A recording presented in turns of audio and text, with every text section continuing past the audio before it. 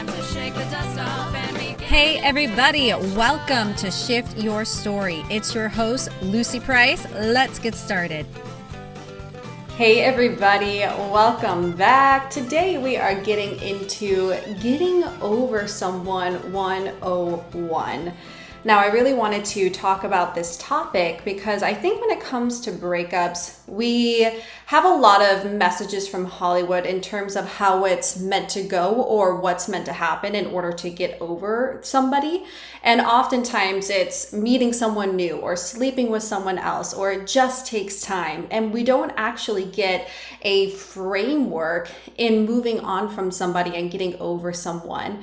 And so that's what I want to talk about on our podcast today. Getting Over Someone 101. I have a few bullet points and we're going to dive deeper into the bullet points as we go. But I'm just going to give you an overview of what we are going to be talking about today. So Getting Over Someone 101, we're going to be talking about figuring out the logistics, taking off the rose-colored glasses, feeling your feels, what is the story you're telling yourself, what are you making everything mean, and then the environment to heal in and the environment to thrive in. That's our little framework that we're going to be working with today as we're talking about moving on from somebody. So I think that we can forget that the beginning stages of a breakup, that transition, oftentimes there's actually a lot of logistics, especially if you've had your life really interwoven with somebody else. You're living together, or you share some finances, or you share, you have kids together, you work at a similar place, whatever that is, there's a lot of logistics to figure out.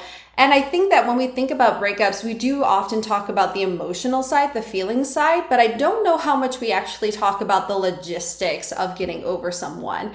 And the logistics are important, and the logistics are oftentimes what takes up the first couple of weeks after a breakup actually occurs, after you're starting to separate from somebody in your life. And so those first couple of weeks in getting over someone, for you, that might look like focusing on the logistics of finding a place to live, or moving in with a friend, moving in with a family member, or maybe your ex is moving out. Maybe it's dividing up the bills in a different way. Maybe it's getting separate bank accounts. Maybe it's getting a new job, or switching careers, or moving to a new city. And there's a lot of logistics that can go into the first couple of weeks of a breakup. And these logistics are important because in terms of your sense of safety, when we think about the Maslow hierarchy of needs, food, shelter, water, all of those basic needs, that comes in with logistics of making sure you have a safe place to sleep, making sure you have a safe place to go, making sure you have that roof over your head, that you have these more logistic elements figured out. That's also part of moving on from somebody. Because if these parts feel insecure, if you don't feel like you quite have a place to settle, then the emotional world is going to be 5 times harder to move through because you as a person don't feel settled in terms of safety and security, in terms of your basic needs. And so I actually think that in terms of moving on from somebody, figuring out the logistics is actually really important. Figuring out where you're going to settle, where you're going to be for the next couple of weeks, couple of months is important, because if you don't have that sense of groundedness, if you don't have that sense of security, then the emotional world is just going to be 5 times harder to move through. So the first stage of moving on from somebody is actually figuring out, what do you need? What do you need to reset up in your life right now? And then we move into taking off the rose-colored glasses. I think that part of the struggle in moving on from somebody is so many different sides of them. You know their good side, and you know their bad side, and you know their messy side, and you know how they can be, and you know how hard it can be, but you have all of these different facets to a person, and you might still have the rose-colored glasses on of who you want them to be, who you think they could be, their potential, how the relationship could work if they just communicated, or if they just honored your wishes, or if they just changed in some way. And that's a lot of tinting the relationship. I think when the relationship starts to dissolve and two people start to move apart, there's an opportunity to look at what filters am I seeing this person through? Am I seeing this person through the filter of who they could be, who I want them to be? Or am I seeing them through the filter of who they actually are and how I actually am feeling in this relationship and how they're actually showing up? And so when you're starting to separate, you have that opportunity to really assess, what are the lens I'm seeing this person through, and processing that. Not just what do I think I'm seeing this person through, but like, can I hold all of the different ways I'm seeing this person and allow that to be part of my processing, allowing that to be part of my going through the work of figuring out what happened in the relationship. How did we get here? Who is this person? Who am I?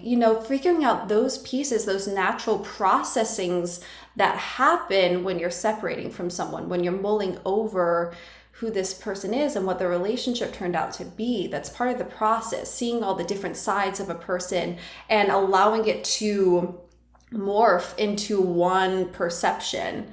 Because people are seldom one way. People are not good or bad. They are complete people and messy people. And when we go through separations, it's hard to hold the complexity of a situation or the complexity of a person sometimes. And there's actually a practice I want to throw in here that I think could be helpful, that I think could be useful in terms of processing a person and processing a relationship ending. Now, this is a practice that is very much similar to the art of writing a letter to somebody and then burning it, writing something out and then never sending it. This is not meant to get you stuck in a story. This is a potential path you can take to process the different versions you are getting from somebody and allow yourself to kind of settle in the paradox of people are all these different versions of themselves, and just a way to kind of process the different elements of a breakup. And this is a practice that I call the 3 pains of self. It's partly taken from oh goodness, what is it called? It just slipped my mind. Of the window panes of self, of, how we see ourselves, how other people see us, and then the side of ourselves that we'll never see. This is a similar practice to that, except taken very much the human direction of the messy version of a person, the human version of a person, and the rose-colored glasses of a person. And so when you're going through this practice, it's basically writing out 3 columns. And we'll start with the messy. So the messy side of a person is all the things you're mad at them for, all the ways that they are an awful, terrible person, getting it all out of your body, getting it all out of your mind, allowing it to be put on paper, all the awful things that you would never actually say to them, but you're feeling, that you're thinking, and allowing yourself just to get it out. So looking at the messy thing, allowing yourself to write that letter that you're never going to send about all of the ways that they're hurting you and all the ways that they could have done better. And that's the messy column. Now the human column is all the things you have compassion for. So maybe they were treating you poorly in this way, but it's because of other contexts as well. It's because they were going through a hard time, or they're not always like that, or they were hurt, or they were coming from this reactionary place. And it's the human. It's being able to see them in compassion. It's being able to see them with all of their humanness and faults, and your care and love and compassion for that version of them. Then we get into the rose-colored glasses, and this is who you want them to be. This is who you wish they could be. This is the ways you want to change them, and this is how you want to feel, or you did feel about them at the beginning, and all of those lovey-dovey butterfly projections onto a person. That's that category. And again, it's for you to get it out. All of these columns, all of this practice is for you to get it out, for you to kind of process and integrate the different versions you're experiencing and you're seeing of a person without letting it to spiral internally. So it's a practice of getting it out from your internal mind onto paper so that you can integrate it in a deeper way. So you can really actually get access to what you're thinking and feeling, and being able to see that on paper to then integrate it into your being. Then we get into the art of feeling your feelings without making them wrong. in a similar way of seeing the human, seeing all of the messy sides of a person, but having compassion for that. Sometimes when we have hard feelings come up, sometimes when we're really angry at somebody and we're really hurt, we can think our way out of feeling those feelings because we tell ourselves, well, I'm not allowed to feel this way because they were going through a hard time and it's not really fair for me to be angry or for me to be hurt. And so we kind of shove that emotion down and we shove it to the side because really what's happening is we're shaming ourselves for feeling a certain way. We feel guilty about having a certain feeling or about having a certain emotion. But when we're shoving those things down, when we're shaming ourselves for feeling hurt or feeling frustration or feeling pain in a breakup, in a separation, in a divorce, when we're shaming ourselves and we're not actually feeling those things, we're not actually processing those things, those feelings don't just go away. They just get stored to come up later, oftentimes at a very inconvenient time to be seen and processed. And I think sometimes we forget that it's okay to feel our feelings without having to do anything with them. We don't even have to tell someone how we feel if we really, really don't want to. Feelings oftentimes just want to be seen. They just want to be heard. They just want to be acknowledged. They just want space. They just want space to be felt, and they just want space to move through you so that they can be released or transformed into something else.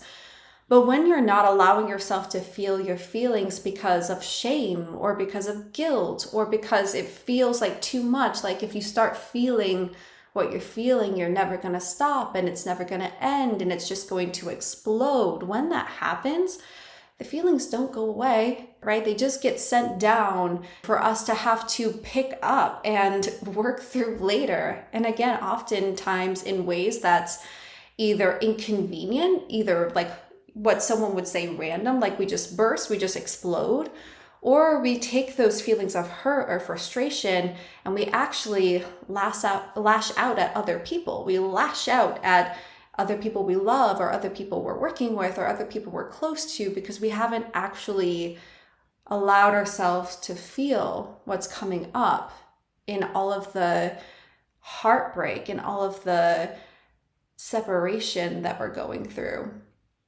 And I think like when people think about breakups, this is the part that feels like a lot for people. Like, how do I actually move through the pain? How do I actually stop feeling so much hurt and anger? And the first way to stop feeling so much hurt and anger and pain and frustration is to actually allow yourself to feel it to begin with. Is to give it its space to come up and for you to feel it without making it mean anything. Without making it mean you're a terrible person or make it mean that you should get back with them or make it mean that you made a mistake, but allow yourself to feel it without making it mean anything. Feel it in your body. When I say feel your emotions, I mean like feel the heat on your skin, feel the tightness in your chest, feel the hurt in your stomach, feel the flashes in your hands and breathe with it, witness it, and allow it to transform and to become something else. And this is actually the beautiful segue into what are you making it mean? What is the story you're telling yourself about this separation, about this breakup? There was a Facebook group that I was reading through some of the posts the other day, and someone asked the question, do you believe in the one that got away? And my response, I wrote a response to this question, and my response was along the lines of, if you believe they were the one that got away, then they were. If you believe that this was just a person you dated for a time and you are going to find someone else and that there is another soulmate out there for you, then that is what you believe and that is what's going to happen. But it's really all comes down to what you're telling yourself. What is the story you're telling yourself? What is your belief system here? And so what are you believing as a result of the breakup? Are you believing that you're never going to find anybody, that you don't have a soulmate out there for you, that you're going to be alone for the rest of your life? Do you believe that you're a terrible, awful person and you don't deserve love? Or do you believe that, of course, there's someone out there for you, There's 8 billion people on the planet. Of course, I'm going to find at least one other person who's a good fit for me.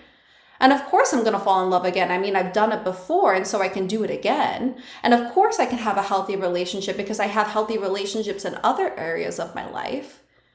Are you making it mean like, okay, it didn't work out with this person, but now I have a lot of experiences from being in relationship that I can take into my next relationship? What are you making it mean? What is the story you're telling yourself? Oftentimes when I think people have a hard time moving on from somebody, it's because they're telling themselves the story that they can't move on, that they're never going to find someone. They keep repeating the story that because this one person hurt them, everyone else is going to hurt them too. So what's the point? What's the point of dating again? If this is my experience with one man or one person, then of course it's going to be my experience with the rest of them. And it doesn't have to be true. You can choose to believe and think something different. That doesn't mean you might not have some things to unpack and work through. That doesn't mean that you haven't had hard experiences. We have hard experiences as people, and some more than others. But that doesn't mean that you don't get to have something. That doesn't mean that you don't get to have an incredible love or a passionate and healthy and fulfilling relationship. It's whatever you choose to believe and what steps, what actions you take in alignment with that, and how you show up and how open you are to receiving that relationship.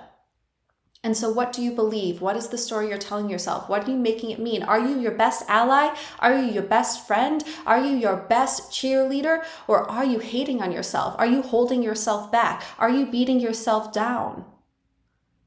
Really, with a kind, compassionate eye, investigate this for yourself. Because I honestly think this is the piece that holds most people back or propels most people forward. It's the story. What are you telling yourself? And then lastly, I want to get into the environment to heal in and the environment to thrive in.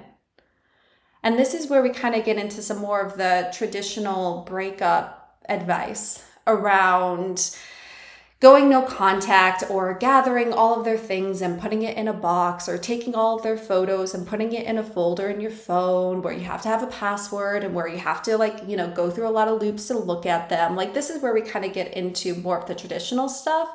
But really, the way that I think about it is, what do you need to heal? What environment do you need to set yourself up in for your heart to have a chance to soften again and to process and to move through the pain? The version of yourself that is healing. What is that person thinking? What is that person doing? What is that person surrounding themselves with? What is that version of you doing? Because that's going to give you a blueprint of how you can set up your life in this particular chapter, in this transition to heal. And I think that the environment you heal in and the environment that you thrive in, that you rise from the ashes again in, I think that sometimes they can be quite different. And the analogy that came into my head was a butterfly. You know, when a caterpillar is turning into a butterfly, they go into the cocoon. And what happens is in the cocoon is they turn to mush, right? Like, they become mush and they I don't actually really know the details of the process, but I know they get mushy. I know that they dissolve and restructure and reformat themselves into the butterfly. And I think that a similar thing happens in creating a healing cocoon for yourself. What is the container that you need to put yourself in to become mush, to allow yourself to soften, to allow yourself to reconfigure yourself to the new person that you're becoming? Is that surrounding yourself with certain people or certain ways of life, certain lifestyle choices? Is that taking on certain practices, leaning into certain things that bring you peace and joy and help you to feel like yourself again, remind you of who you are potentially? But what is the cocoon that you need to surround yourself in for that process to happen and that process to begin? Is it going no contact? Is it putting their things in a box? Is it going out into the woods for a week and just journaling and journaling and journaling? Is it taking up a yoga practice? Is it surrounding yourselves with friends who can hold you when you cry? What is the healing cocoon? And then in that same vein, what is the environment for you to thrive in again, for you to step out and shine who you are, shine in all that you are? What is the environment for the phoenix to rise, for the burning down to have happened and you emerging from the ashes? What does that person think, feel, and do? What does that person's life look like? What does that blueprint tell you of some things you can take on, some things you can start to think, some things you can start to do, and some ways you can start to be as a person to thrive? Maybe that is getting out of your comfort zone in a way that you weren't when you were in the healing cocoon. Maybe that is, going to places where you might run into your ex. Maybe that is starting to date again. Maybe that is going on your singlehood journey. Maybe that's traveling. Maybe that's a 1,000 different things. But what is your thriving place? What is the place where you can start to rise again and feel powerful again? Moving on from somebody, ultimately, I think it comes down to being able to process and then being able to integrate the experience. It's being able to see the various versions of this person that you were in relationship with, being able to process the things that happened in the relationship and in the ending of the relationship, being able to integrate that knowledge in a way that is supportive for you, in a way that is helpful for you, in a way that you shift the story to be one where you can feel in your power again and like yourself and love yourself and move forward from that place. But I think it comes down to being able to process and being able to make it mean something that is helpful for you and your journey and where you want to go. I hope this was supportive for you. If you have any follow-up questions, of course, feel free to reach out to me on social media. I'm at lucy.m.price on Instagram, on TikTok. You can find me on Facebook. You can send me an email on my website, www.shiftyourstory.net. Feel free to send me your questions. And feel free, if you have a podcast topic that you want me to cover, you can send that too. I love being in engagement with people. I don't want this to be me just talking at you. I want to also have that engagement back. So feel free to send me your questions. And if this episode was helpful for you, if you got something from this podcast, I would be so grateful if you could leave me a review and give this podcast 5 stars. It helps us get this podcast to other people who may need to hear what it is we have to say. So I would be super grateful that if this serves you, to share it. Thank you so much for listening, and I'll see you in the next podcast episode. Take care. Thank you so much for listening to today's episode. If something resonated with you in today's episode, if you could leave a review, I would greatly appreciate it. It helps other people learn what we're all about here at Shift Your Story, and it helps this podcast reach listeners who may need to hear what it is that we have to say. If you would like to connect with me or work with me, you can visit my website at www.shiftyourstory.net. You can also find all of my socials on there so you can connect with me in the way that works best for you. I'll see you next time.